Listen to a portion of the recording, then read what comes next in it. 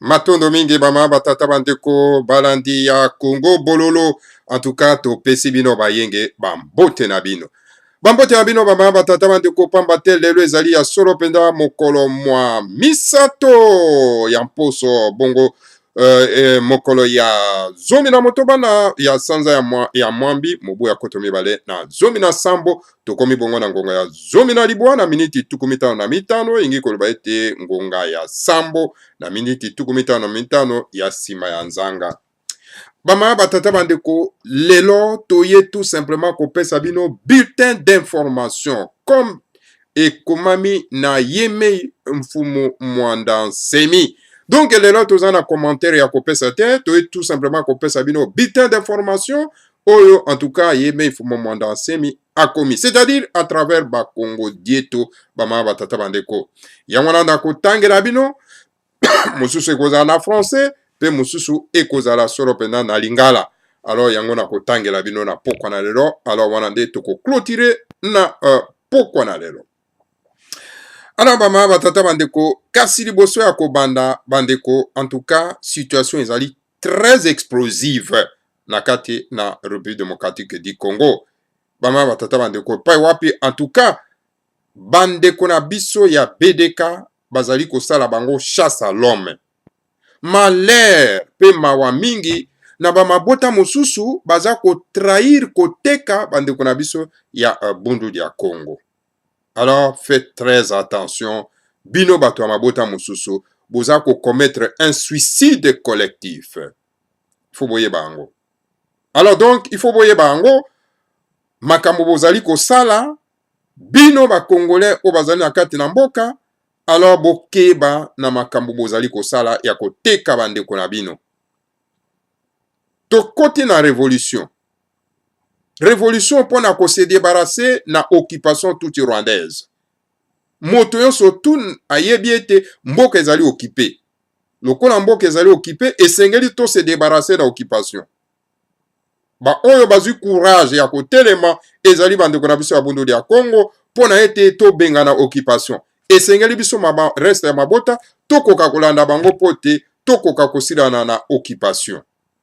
Alors donc bino boza na kati ya mboka boza ko s'associer na batuti rwandais pona koteka bandeko na biso ya bundu ya Congo oyo batelemi pona kosilisa l'occupation. Alors faites attention de votre ignorance, car votre ignorance beaucoup fout yango très cher. Voilà. Bama batata bandeko bana lisanga atimati.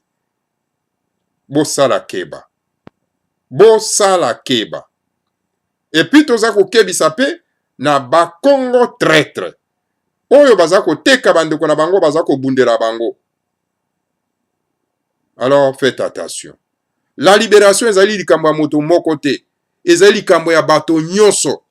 Ezali likambo ya fumu mwanda nsemi te, kasi ezali likambo ya Congolais nyonso, ezali likambo ya libota na libota nyonso. Ça veut dire que ezali likambo ya Mongala, ezali likambo ya Mongo, ezali likambo ya Muluba, ezali likambo ya Motetela, ezali likambo ya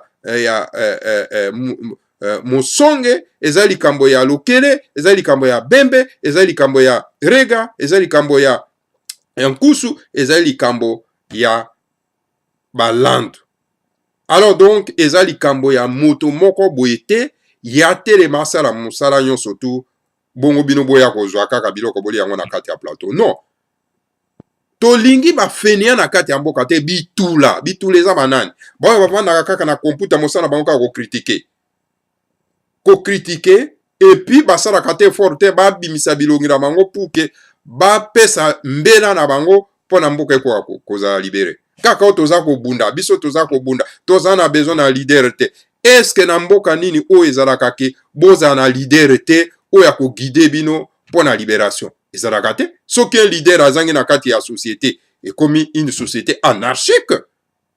Boza ko bunda na internet? Non, pas du tout. Il faut ko bunda boza na un leader sur le terrain o yaza ko bunda po bino boza ko tindela yenguya oyo ye eza ko kuta na ekuna et puis aza ko bunda.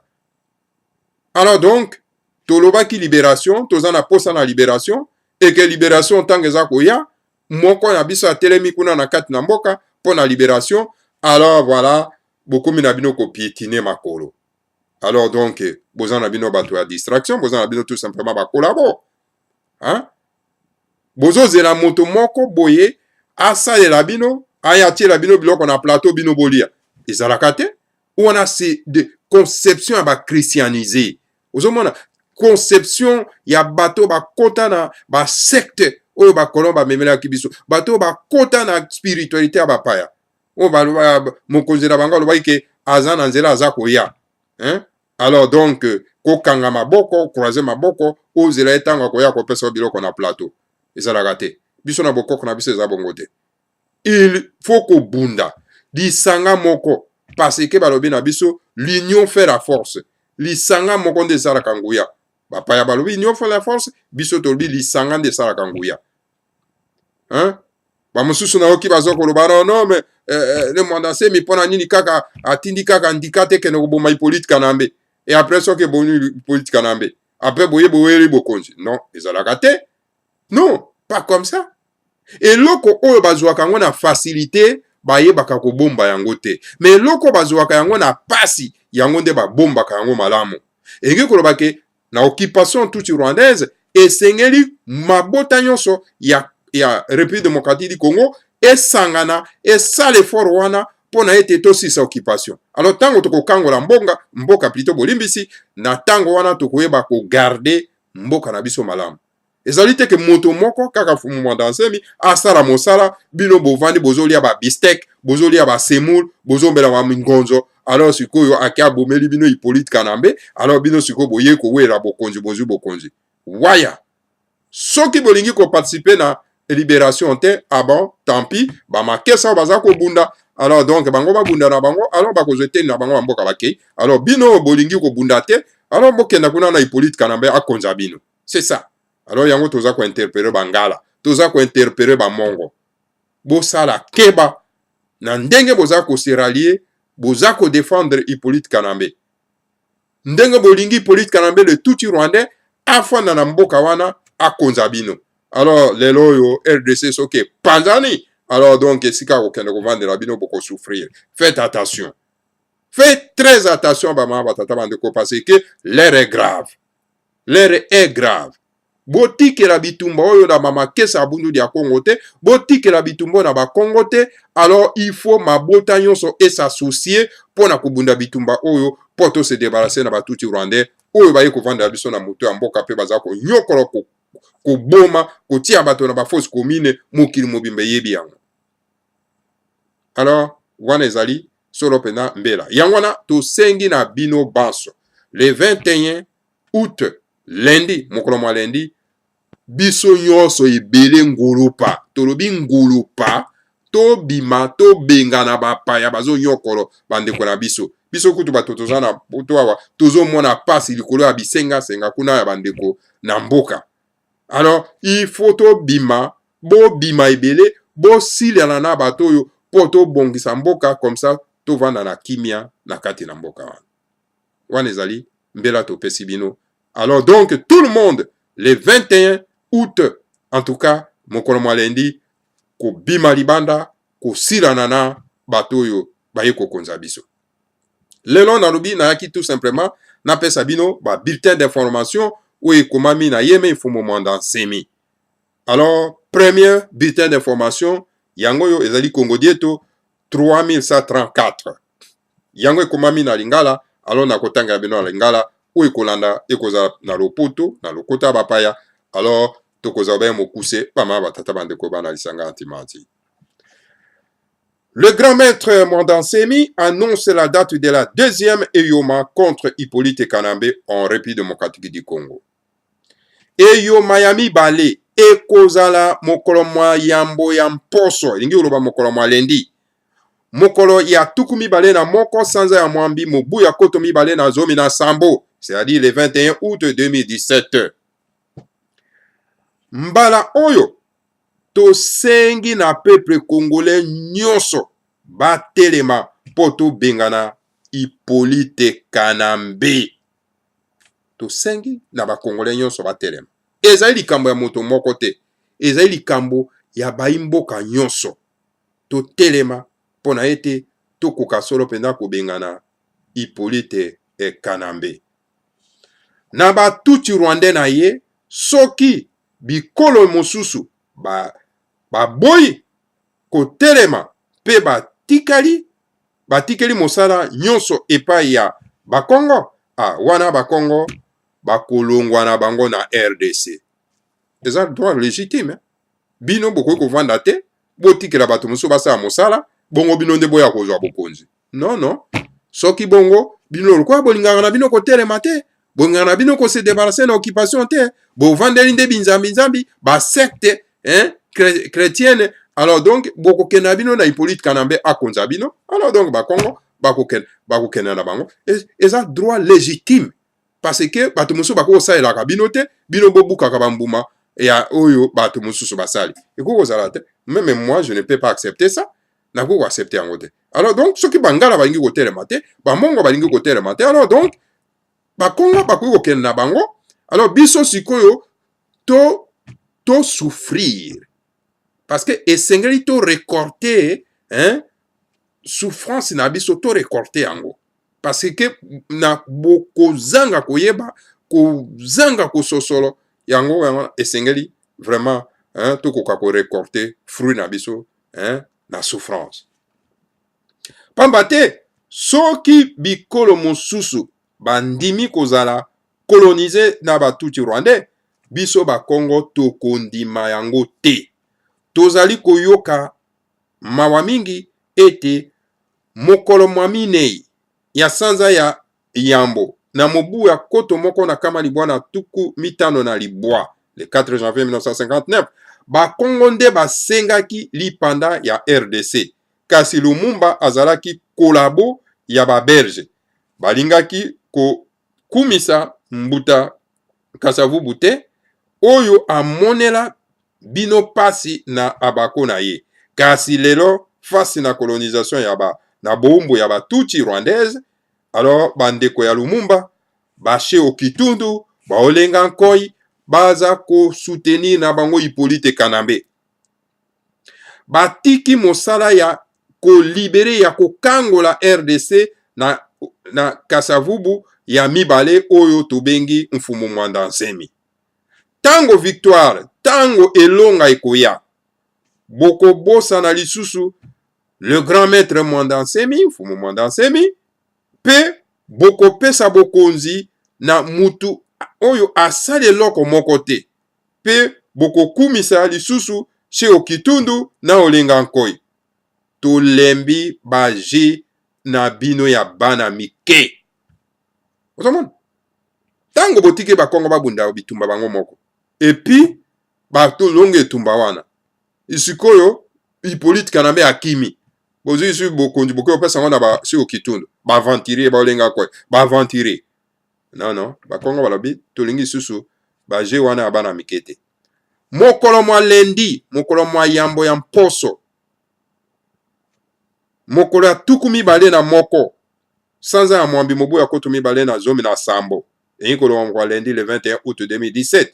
Soki na moni milio misato ya ba Congolais te bazali kotambola pona kolongola Hippolyte Kanambe, alors esili pona lisanga ya RDC. Pamba te tokosenga indépendance ya Congo central. Na tango wana tokosenga lipanda ya Congo central. So tomoni 3 millions ya ba Congolais batelemi te pona kotambola pona koloba ete tozi kukubenga na Hippolyte Kanambe. Wana bakongo bakozwa mokano ya kosenga indépendance na bango ya kolongwa na kati ya RDC. Alors donc tokosenga indépendance ya Congo central, capitale ekozala Kinshasa. Alors milimo ya bakoko, milimo ya bakoko na biso yango nde ekozala en tout cas na biso elongo moko ekozala na biso, pe milimo ya bilima na nyonso ya Congo central ekozala na biso. Yango wana mutu ako combattre biso akozala te. Ingeta ibobo. Nakanisi boyoki malamu. soki boboyi na bino kotelema mokolo mwa lundi le 21 alors boye bango adieu la RDC. Alors donc Congo bakosenga indépendance na bango. Alors donc capitale ekozala Kinshasa. Alors bino boke koya wana na bino bisiko bolingi parce que bolingi bakonzaka bino. Voilà, on ezalaki solo penda bulletin d'information au Congo Dieto, hein, au touti kopesa bino numéro 3134.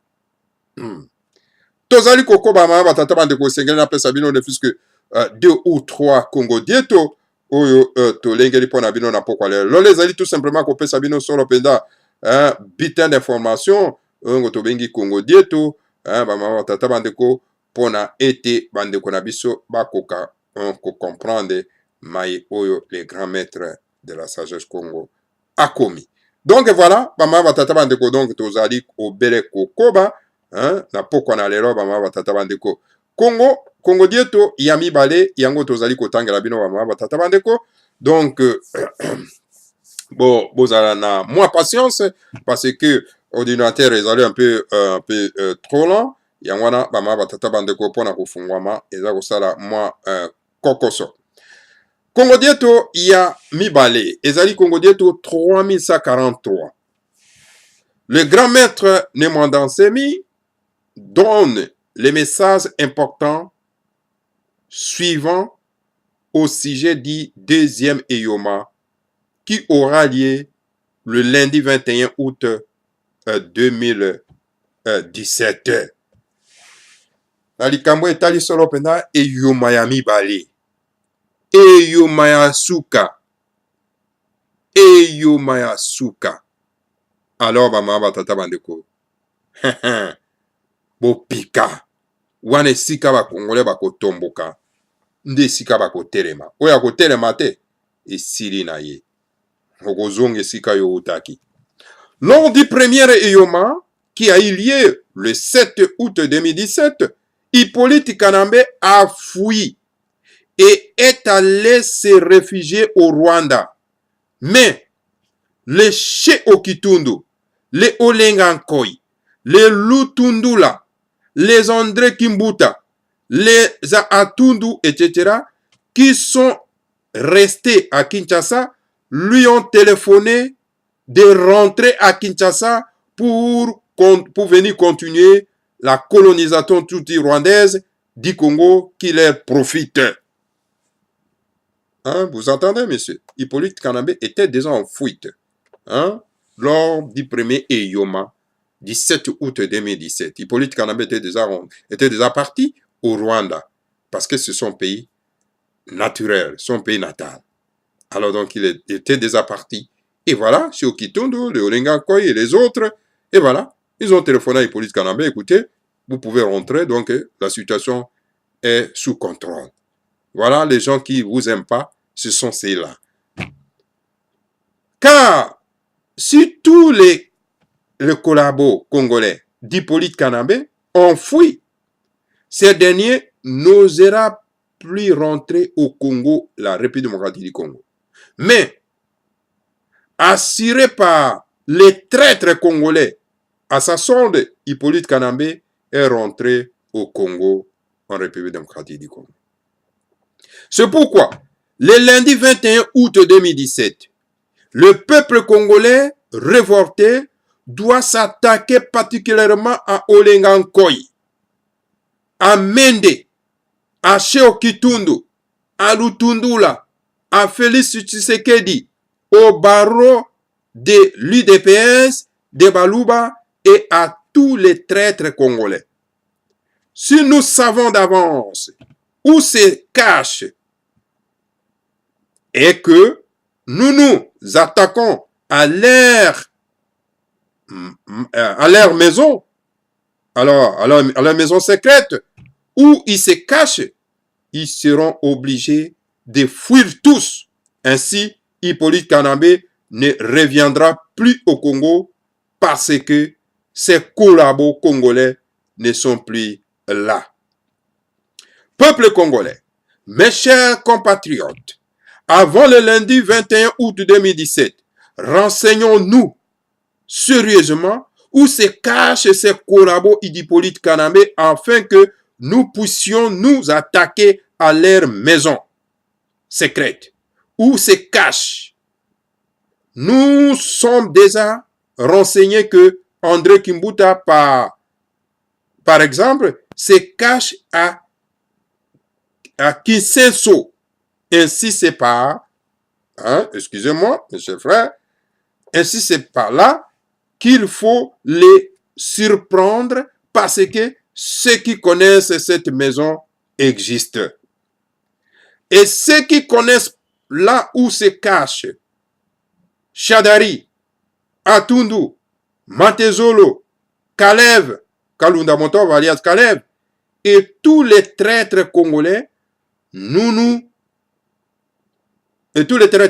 excusez-moi, vont nous indiquer le lieu où se cachent ces traîtres afin de les surprendre par là, de les détruire et notre victoire sera complète car Hippolyte Kanambe ne peut plus revenir au Congo s'il y a plus ces traîtres qui lui facilitent la tâche. Ingeta, Ibobo, Ibobo. Donc voilà, Bamama Batata Bandeko, Wanezaraki, Congo Dieto, 3143, Oyo et Pawapi, un moment d'ansemi, a pesi mot d'ordre. Et sengeli ba kolabo nyonso tout s'attaquer na bango. Et sika nyonso bango ba ko bombama. Et sengeli ko landa bango parce que bango nde ba simbi Hippolyte Kanambe, baza ko maintenir les poids vendre kaka wana pas continuer mosala occupation. Alors donc voilà, le message est donné. C'est à nous maintenant, Bama Batata Bandeko, de prendre garde pendant la révolution. Maintenant, Domingue Bama Batata Bandeko, toke na lombango pona troisième Congo Dieto, Bama Batata Bandeko parce que tous allez pena na ngonga muke. Alors, donc voilà, on est allé qui Congo Dieto 31 43 3143. Donc, Tokei na troisième Congo Dieto. Troisième Congo Dieto. Ezali koyeb sabiso nini bama batata bandeko. Tolanda yango na bokebi nyonso. Limbisi pona yango bama batata bandeko. Donc, laptop est tout à fait trop lent. Alors donc yango wana bama batata bandeko zozo biso moi ngonga pona été ekoka kofungama matondo mingi en tout cas technicien na biso asili sali mosala ya kofungolela biso yango très rapidement bama batata bandeko bana lisanga antimatique. Voilà. Congo Dieto 3138 3138. Les grands maîtres Mondansemi regrettent pour les lumumbistes de la République démocratique du Congo. Je le répète 3 fois que c'est le président Kasavubu et son Abako, Alliance de Bakongo, qui ont libéré ces pays aux zones coloniales belges. Voilà, c'est Kasavubu qui était l'artisan. Mais, comme certaines communautés de ces pays n'aiment pas les Bakongo, ont glorifié Lumumba qui était un collabo de la sûreté belge et ont désigné ont dénigré, je m'excuse, injustement, le président Kasavubu. Néanmoins, en tant qu'un grand maître de la sagesse Congo, qui connaît l'histoire du Congo, le grand maître Mondansemi sait que Lumumba n'a jamais promis une nouvelle colonisation tutsi-rwandaise. Car Lumumba nous a dit que la République démocratique du Congo est libre à jamais. Ainsi, ceux qui soutiennent Hippolyte Kanambe et la colonisation tutsi-rwandaise du Congo sont des lumumbistes qui font le lumumbisme sans l'esprit de Lumumba. Ainsi, tous les batétés là qui soutiennent Hippolyte Kanambe font pleurer Patrice Lumumba. Il s'agit de gens comme Mende, Lutundula, Sheokitundu et Olengankoi du Rassemblement. Nous regrettons que le patriarche Kizenga, qui est le président d'Ipalou, Parti Lumumbiste unifié, et qui était le vice-premier ministre de Lumumba, puisque aujourd'hui, soutenir Hippolyte Kanambe. Comment voulez-vous que les Bakongos qui tiennent à l'indépendance totale de ces pays puissent marcher avec des pareils gens, des Bandundu, hein, des pareils gens de Bandundu, qui et vraiment sont versatiles à l'infini et qui sont prêts à vendre la souveraineté de ces pays pour des pacotilles. Ingeta, Ibobo, Ibobo. Voilà. Bama batata bandeko donc bo comprendre ndenge nini bakizenga oyo bazalaki solo penda ba vice-premier ministre na époque ya Lumumba, hein, oui, pas Lumumba, Lobaki était vraiment le Congo est libre qu'à jamais. Alors tala bakizenga bango lelo oyo baza kosala na Hippolyte Kanambe oyo azali tuti rwandais oyo coloniser na bandeko na ye la République démocratique du Congo. C'est la honte. C'est vraiment la honte. Bama batata bandeko, ce que font nos frères de la race bantou, c'est vraiment la honte. Alors donc voilà, nous continuons. Nous continuons, mes chers frères et sœurs, parce que nous n'avons pas vraiment assez de temps. Nous avons dit que nous allons tout simplement lire le Congo Dieto qui est écrit par Fumu Mwanda Nsemi. Alors, nous n'avons pas de commentaires à faire, tout simplement à suivre nos passés écrits. Voilà, mes chers frères et sœurs, nous continuons. Alors, nous passons au Congo Dieto 3137. Le grand maître Fumu Mwanda Nsemi fait comme Emery Patrice Lumumba a fait au mois de mai 1960. Lisons un peu attentivement ces Congo Dieto.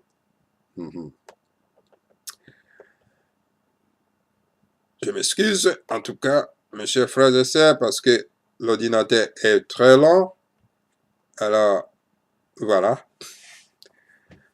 Et voilà. Le grand maître Mwanda Nsemi fait comme Emery Patrice Lumumba a fait au mois de mai 1960. En effet, sachant que la primature risque de lui échapper, Emery Patrice Lumumba a menacé de se retirer à Stanleyville, à Kisangani, et de proclamer l'indépendance de l'État de Boyoma. Par la suite, quand il a vu que les Belges l'ont nommé Premier ministre, il a laissé tomber son projet de sécession de l'État de Boyoma. Actuellement, la République démocratique du Congo est occupée par les Tutsis rwandais qui massacrent impitoyablement le peuple congolais et les jettent dans les fosses communes au Congo central, dans la région de Kinshasa, au Kasaï et dans toutes les provinces de la République démocratique du Congo. Pour lutter contre les Tutsis rwandais, l'UDPS de Baluba ont véritable collabo du régime d'oppression a multiplié les journées villes mortes. En tout cas, c'est grave, mes chers frères. Les journées villes mortes qui n'ont rien donné, voici bientôt une vingtaine d'années. Car le chien aboie, la caravane des Tutsis rwandaises passe. Pour mettre fin à la colonisation tutsi-rwandaise du Congo, Mwanda Nsemi, le roi et prêtre du puissant parti politico-religieux BDK, se levait et a demandé au peuple congolais de se soulever à l'unanimité et de chasser les Tutsi-Rwandais d'Hippolyte Kanambe et tous les Tutsi-Rwandais qui sont 3000 et qui travaillent pour la colonisation du Congo-Kinshasa. Le grand maître Mwanda Nsemi a voulu voir les Bakongo, les Bangala, les Baswahili et les Baluba Kasaïens respecter son mot d'ordre. Mais le 7 août 2017, sa déception a été très grande de constater que seuls les Bakongo et les membres des puissants partis politico-religieux Bundudia Congo ont obéi à son mot d'ordre. Les autres communautés de la République démocratique du Congo qui répondent à la trilogie argent sale, boisson et femme ont refusé d'obéir au mot d'ordre du grand maître. Et les Batetela, frères d'Emery Patrice Lumumba, tels que Olenga Nkoyi, Cheo Kitundu et Lutundula préfèrent soutenir Hippolyte Kanambe, le grand patriarche Kizenga, qui est le chef du Palou, Parti unifié, a fait alliance pour soutenir Hippolyte Kanambe. Le Mongala Atundu préfère soutenir Hippolyte Kanambe. CG Sale n'a pas commencé aujourd'hui, car lorsque les Bakongo ont demandé l'indépendance en 1959, beaucoup de communautés congolaises étaient contre cette indépendance parce qu'ils ne savaient rien de ce qui c'est l'indépendance. Et si l'indépendance est venue et à cause de la détermination du président Kasavubu et son Abako, Alliance des Bakongo, après que les Bakongo ont, on dirait, toutes les souffrances, les autres communautés se sont mis à glorifier Patrice Lumumba et désigner le président, et dénigrer plutôt le président Kasavubu qui s'est sacrifié pour l'indépendance. Aujourd'hui, c'est le grand maître Mfumumanda Nsemi qui court tous les dangers pour libérer la République démocratique du Congo de la colonisation tutsi-rwandaise. Demain, quand le Congo sera libéré de cette domination tutsi-rwandaise, on va glorifier Olenga Nkoyi, Cheo Kitundu ou Lutundula, les frères de Lumumba, et donner le pouvoir à des Congolais qui n'ont rien fait. Incorrigible, les grands maîtres Manda Nsemi donnent le mot d'ordre d'un second Eyoma en République démocratique du Congo. Cet Eyoma aura lieu le lundi 21 août 2017 et cet Eyoma commencera à 9h du matin, c'est-à-dire à 9h du matin, c'est-à-dire à 8h, heure de l'Europe, 10h plutôt, heure de l'Europe centrale.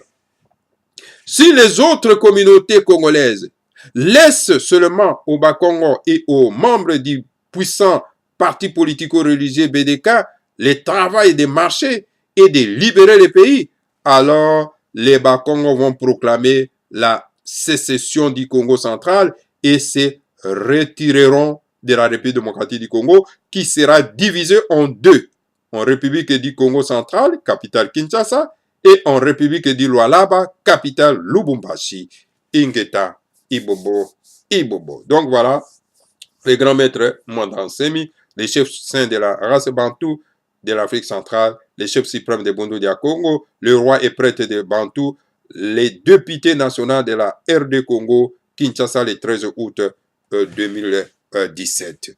Voilà, Bama Batata Bandeko Banali Sanga Antimati, on est là qui donc Congo Dieto 3137 bulletins d'information oyo les grands maîtres de la sagesse Congo asili soropenda ko pesa na biso pour bozwa pour prendre connaissance. Voilà, bama batata bandeko bana lisanga antimati nakanisi en tout cas tokogi kosuka na biso nano awa bama batata bandeko hein donc toko kosuka na biso nano awa bama batata bandeko wana ezalaki bulletin d'information on a quoi kopesa bino na pokwa na lelo. Alors donc voilà, moko na moko abiso azu connaissance na yango. Alors donc voilà, tokuta na bino isusu donc mbala yasima donc mokolo malobi parce que toko multiplier en tout cas ba message de façon que toko kasoro penda ko pesa connaissance na bandeko na biso baso bazana kati na mboka parce que tozali sikoyo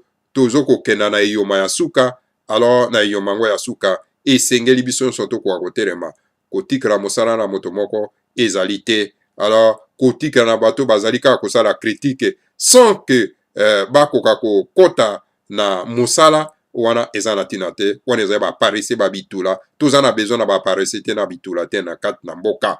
Donc voilà, bama batata bandeko ezalaki ba bino mbuta boprebo bala. Alors voilà, soki na komi awa elingi koloba ete malobanga mapoka malelo mango masuki. Voilà, matondo mingi tokota na bino mokolo ma lobby na ba commentaire pe ba analyse sur Eyoma ya mibale oyo kosalema na le 21 août 2017 mokolo malende. Matondo mingi.